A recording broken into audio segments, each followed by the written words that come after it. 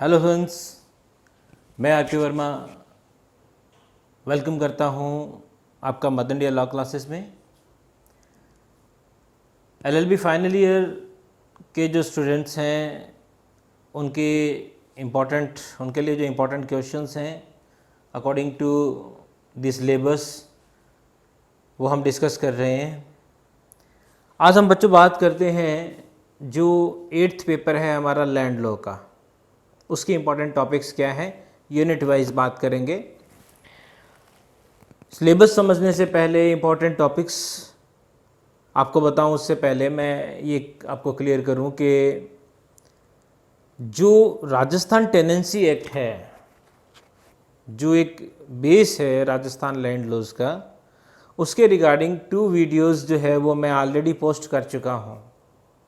क्योंकि Rajasthan tenancy act में जो डेफिनेशन, आपका डेफिनेशन क्लॉज जो है, उसके अंदर जो टर्म्स दी हुई हैं, अगर वो टर्म्स आपको क्लियर हैं तो फिर राजस्थान टेनेंसी एक्ट में कहीं प्रॉब्लम नहीं आएगी। एक स्टूडेंट ने एक क्वेश्चन भी पूछा था कि डिफरेंट क्लासेस ऑफ टेनेंट्स जो है वो क्या हैं। तो जब आप डेफिनेशन क्लॉज में जाएंगे, वहाँ डेफिनेशंस पढ़ेंगे। मैंने कोशिश की है इजी लैंग्वेज में समझाने की, तो आप प्लीज़ वो वीडियोस आप ज़रूर देख लें। डेफिनेशन रिगार्डिंग है, उसके अंदर मैंने जो लॉन्ग क्वेश्चंस आपके बनते हैं उनमें क्या टच रहेगा उन डेफिनेशंस का, वो भी डिस्कस किया है।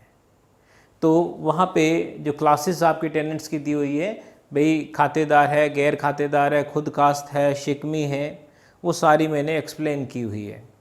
तो आप देखिएगा बच्चों, अगर हम टोटल सिलेबस की बात करें तो लैंड लॉ में देयर आर 3 एक्ट्स।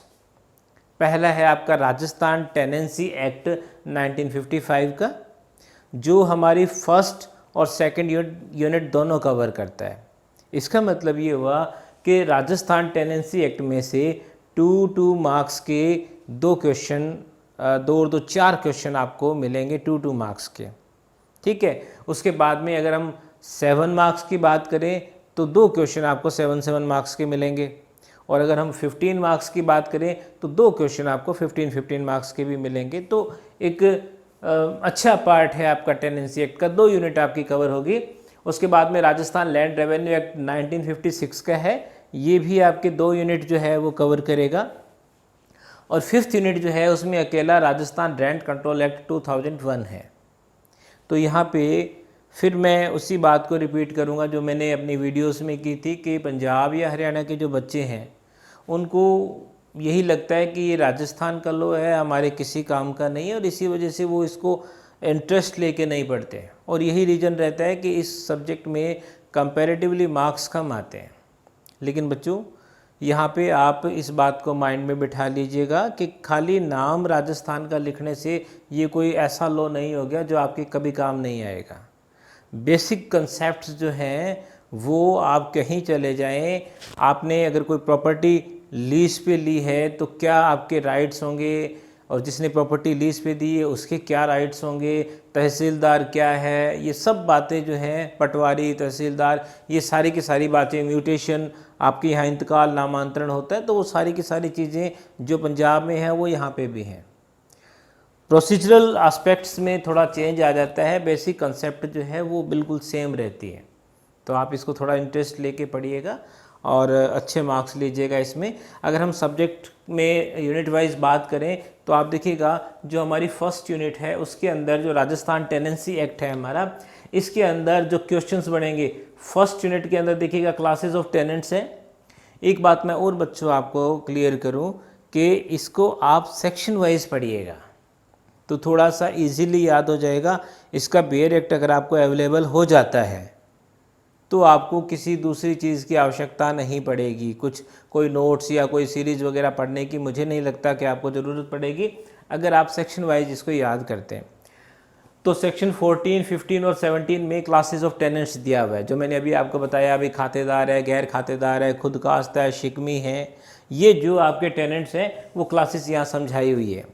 अगर हम 1955 से पहले की बात करें तो खातेदार, गैर खातेदार, शिकमी, मालिक, बिस्वेदार, ज़मींदार, है ना, इस तरह से बहुत सारी हमारे पास कैटेगरीज थी। लेकिन 1955 के एक्ट के बाद में जो मालिक है, बिस्वेदार है, ज़मींदार है, ये कैटेगरीज आपकी ख़त्म होगी। अब खातेदार, गैर खातेदार, शिकमी और खुद कास्त, ये 4 क्लासेस हमारे पास है।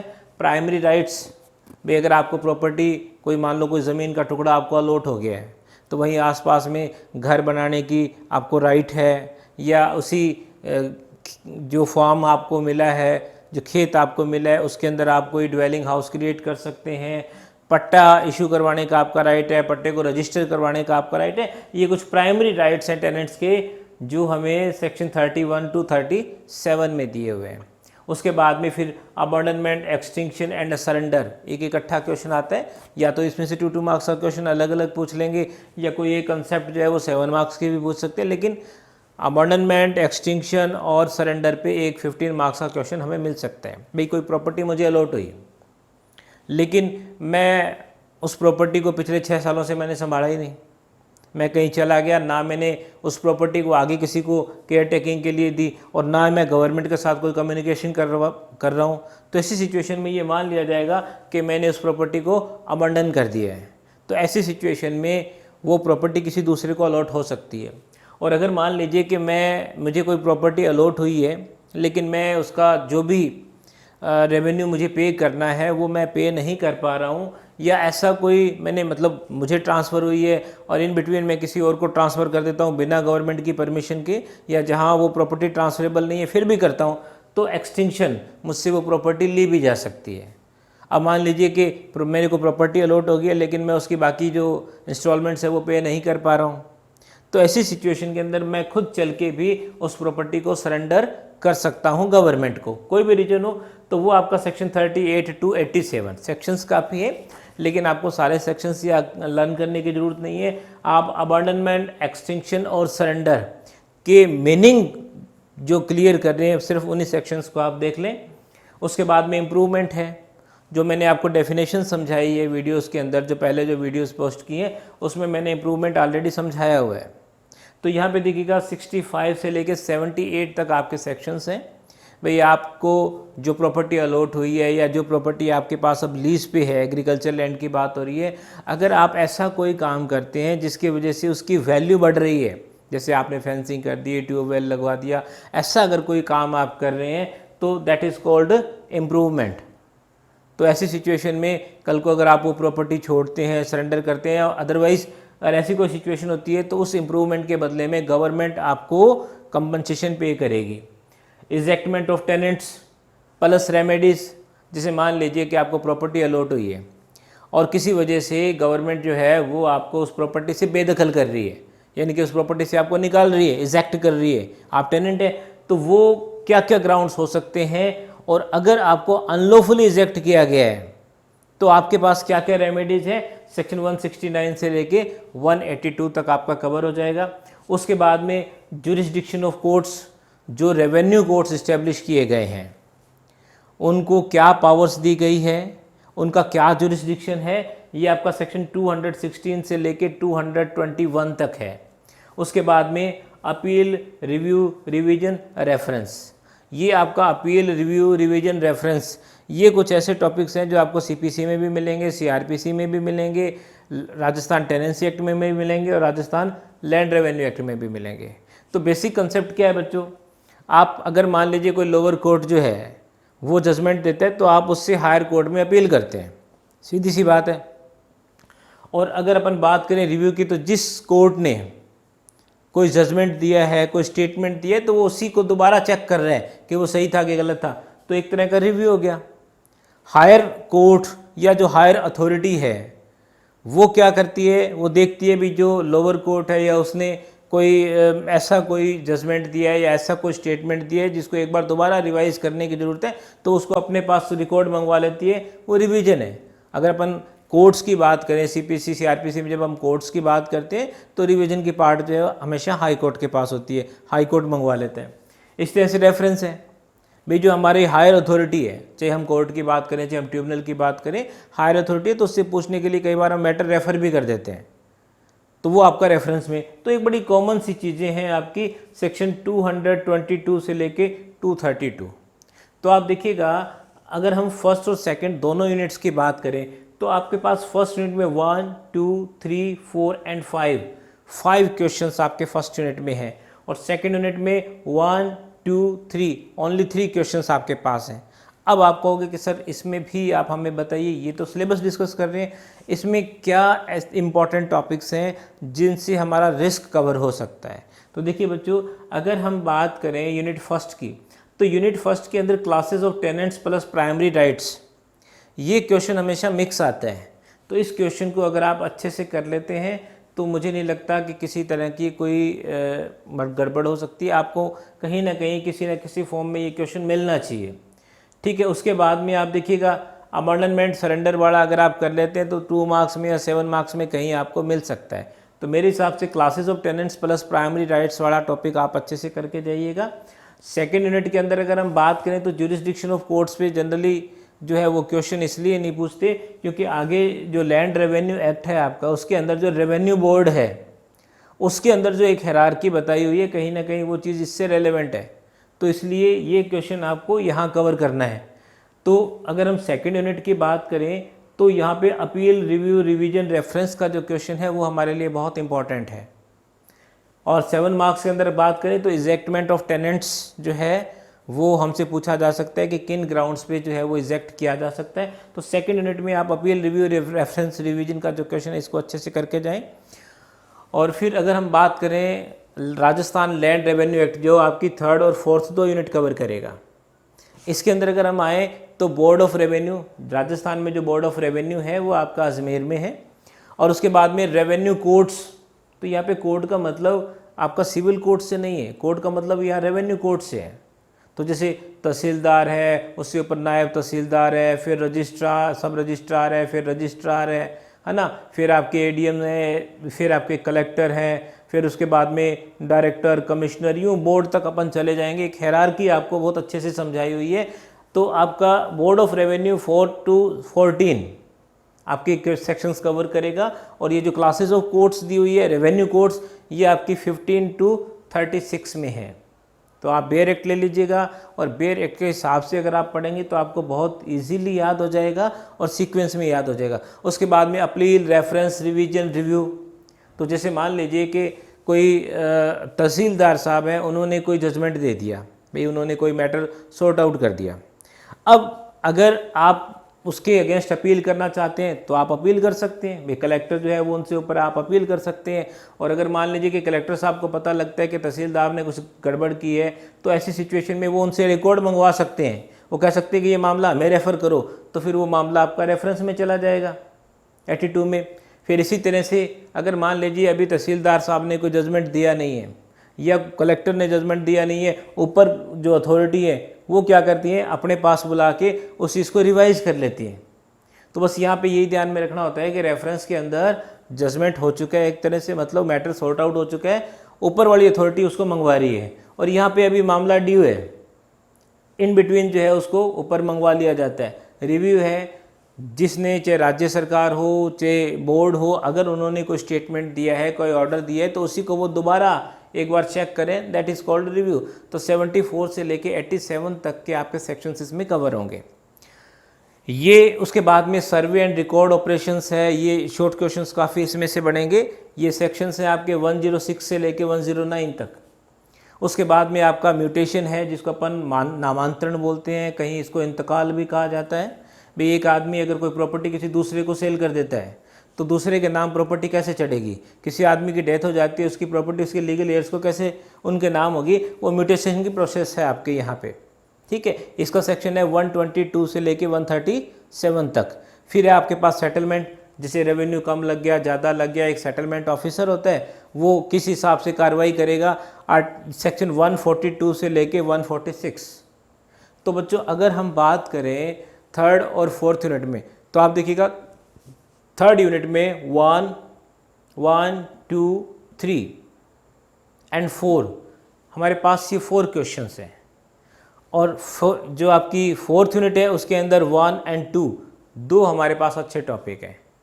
तो अगर हम थर्ड यूनिट के अंदर थोड़ा सा जोर लगा के देखें भाई कौन सा क्वेश्चन अपने को बहुत ज़्यादा करना है, तो बोर्ड ऑफ रेवेन्यू को आप अच्छे से तैयार करके जाइएगा, क्योंकि जो न्यू पैटर्न है उसके हिसाब से फाइनल ईयर के एग्ज़ाम जो है वो एक पहली बार न्यू पैटर्न में होंगे। तो बोर्ड ऑफ रेवेन्यू को आपको अच्छे से करना है। और रेवेन्यू कोर्ट्स वाला जो क्वेश्चन है आपका, तो इसमें कहीं हमें शॉर्ट क्वेश्चन कोई 7 मार्क्स में भी मिल सकता है, अदरवाइज बोर्ड ऑफ रेवेन्यू का है। और उसके बाद में जो अपील रेफरेंस का क्वेश्चन है ये आपको करना है। तो 2 क्वेश्चन मेरे हिसाब से आपको यहाँ पे अच्छे से समझ लेने चाहिए, बोर्ड ऑफ रेवेन्यू का और अपील रेफरेंस रिवीजन का। अब यह देखिएगा आपका फर्स्ट यहाँ टेनेंसी एक्ट में भी अपील रिव्यू रिवीजन रेफरेंस है और आपका वहाँ अपील रेफरेंस रिवीजन और रिव्यू है ना। तो ये थोड़ा सा ध्यान रखिएगा कि वो सेम टॉपिक आपके यहाँ पे भी है वहाँ पे भी है। पर लैंड रेवेन्यू एक्ट है तो 74 से लेके 87 तक है, और अगर हम टेनेंसी एक्ट की बात करें तो फिर 222 से लेके 232 तक है। तो कंफ्यूज मत होइएगा। खाली एग्जामिनर भी ये नहीं है कि आपसे सीधा रेफरेंस रिव्यू रिवीजन पूछ ले, वो भी आपसे ये ज़रूर पूछेंगे कि कौन से एक्ट के अंदर आपको अपील रेफरेंस रिव्यू रिवीजन के बारे में बात करनी है। तो इसको थोड़ा सा आपको ध्यान से करना है।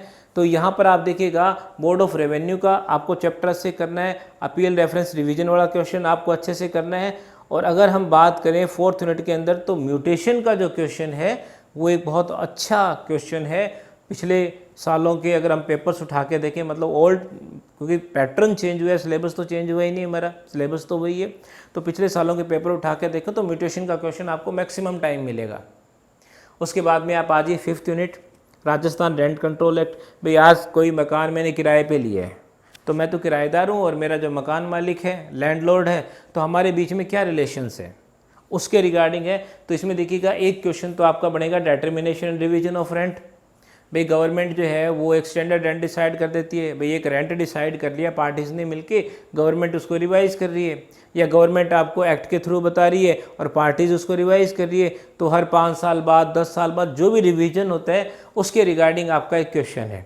उसके बाद में एविक्शन ऑफ टेनेंट, भाई मैं एक किराएदार हूँ, किन आधारों पर मुझे उस किराएदारी से बेदखल किया जा सकता है, मतलब जो मेरा लैंडलॉर्ड है वो किन ग्राउंड्स के ऊपर मुझसे मकान खाली करवा सकता है। और अगर मुझसे अनलॉफुली मकान खाली करवाया गया है तो मेरे पास क्या ग्राउंड्स हैं उस इजेक्टमेंट को ख़त्म करने के, यानी कि रिस्टोरेशन ऑफ पोजेशन। फिर मेरे को वापस अपने उसी मकान का, मेरा मकान नहीं है लेकिन मुझे अनलॉफुली वहाँ से इजेक्ट करवाया गया है, तो मेरे पास क्या ग्राउंड्स है कोर्ट में जाके मैं कैसे वो पोजेशन दोबारा ले सकता हूँ। और उसके बाद में रेंट ट्रिब्यूनल है। तो यहाँ पे कोर्ट वर्ड जनरली हम यूज़ कर देते हैं, लेकिन ये सारे के सारे मामले आपके एक ट्रिब्यूनल में जाते हैं। तो मैंने भी कोर्ट वर्ड यूज़ किए तो उसको आप ट्रिब्यूनल समझें। तो ये आपके पास रेंट कंट्रोल एक्ट के अंदर एक तो determination and division of rent है, तो जनरली कोई बड़ा क्वेश्चन इस पर नहीं बनता, लेकिन अच्छा टॉपिक है। एविक्शन ऑफ टेनेंट है कि भाई किन ग्राउंड्स के ऊपर एक लैंडलॉर्ड खाली करवा सकता है। यहाँ पे ना एक पार्ट और भी है, एक तो आपके ओरिजिनल मतलब ऑर्डिनरी ग्राउंड्स हैं, और एक है कि कौन से ऐसे ग्राउंड्स हैं जो हाथों हाथ लैंडलॉर्ड को कब्जा मिल जाता है। कि भाई हक, जैसे मान लो कि कोई मिलिट्री के अंदर है, वो रिटायर हो गए हैं, तो उनको ज़्यादा परेशान नहीं किया जाता, लंबी प्रोसेस में नहीं डाला जाता, और उनके किराएदार को तुरंत आदेश दे दिया जाता है कि भाई आप खाली करो। तो एक वो इसी का ही पार्ट है एविक्शन ऑफ, के किन ग्राउंड्स के ऊपर टेनेंट को भगाया जा सकता है, उसके मकान से खाली करवाया जा सकता है। फिर रिस्टोरेशन का मैंने आपको बता दिया, रेंट ट्रिब्यूनल का बता दिया, एक एमिनिटीज़ का कि भाई जो सुख सुविधाएं हैं, पानी बिजली इस तरह की सारी बातें हैं, उनसे रिगार्डिंग क्वेश्चन है। तो अगर मैं इंपॉर्टेंट क्वेश्चन की बात करूं बच्चों, तो एविक्शन ऑफ टेनेंट और रेंट ट्रिब्यूनल, इन दोनों को आपको बहुत अच्छे से करके जाना है। तो कोई ज़्यादा मुश्किल नहीं है ये। मैंने आपको अपनी पिछली वीडियोस में भी बताया था, इस प्रॉब्लम ये है कि स्कोरिंग नहीं है। वो स्कोरिंग इसलिए नहीं है क्योंकि बच्चा जो है वो ये समझ के इसको नहीं पढ़ता कि हमारे क्या काम आएगा। राजस्थान के बच्चे जो हैं वो बहुत ईमानदारी से इसको पढ़ते हैं, समझते भी हैं, क्योंकि ये काम आने वाली चीज़ है और बहुत अच्छी प्रैक्टिस है आपकी। जिन लोगों को जो भी रेवेन्यू मैटर्स को डील करते हैं, बहुत अच्छी प्रैक्टिस है। तो राजस्थान वाले बच्चे तो यूँ समझिएगा कि अगर आप प्रैक्टिस में जा रहे हैं या इवन आप जुडिशरी में जा रहे हैं तो भी आपको ये एक्ट बहुत काम करेंगे। और पंजाब के जो बच्चे हैं वो ये समझ के पढ़ें कि जो बेसिक कंसेप्ट हैं वो यहाँ पे भी वही हैं और पंजाब, हरियाणा, हिमाचल में भी वही है।